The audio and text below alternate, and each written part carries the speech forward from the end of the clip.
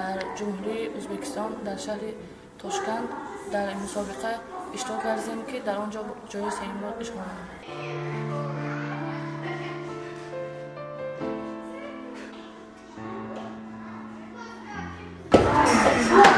از صنف ششم در مکتب اینترنت با دستگیری حکومت و دولت برای ما مکتب بچگان نمود ورزشی карате داگاجورو تشکیل کرده شد که پرزیدنت فدراسیون قیموفتی مقام از دوران مکتبی هم به من نیاموزاندن. تا حال در карате مشغول هستم.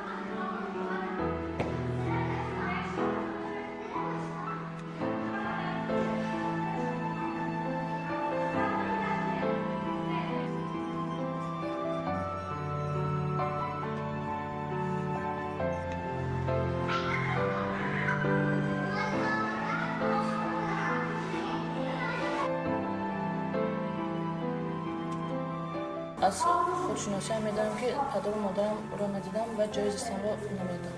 دیگه خیش آخر حالا هم به عیادت هم مانده است، برای همین نمیدونم که خیش دارم نکیست.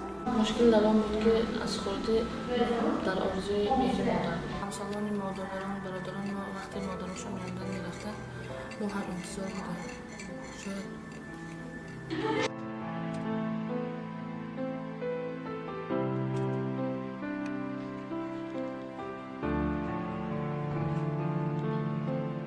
سال 2017 با طریق مرکز سیاسی و دانشگاه دولتی خوجان بنامتگیم با جان فروغ اختصاص تاریخ و حقوق داخل شد.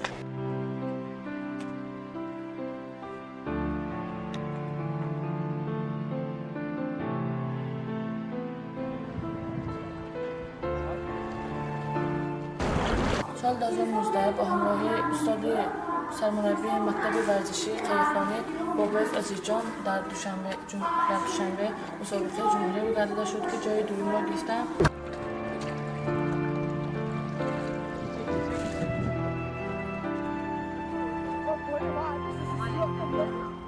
روز از روز حسیات من به این ساحه ورزش بسیار جلب می شود، ولی آینده‌ام را دیده میتوانم میخواهم در مسابقه های بیرون از دولت اشتراک نمایم و جایزه های اول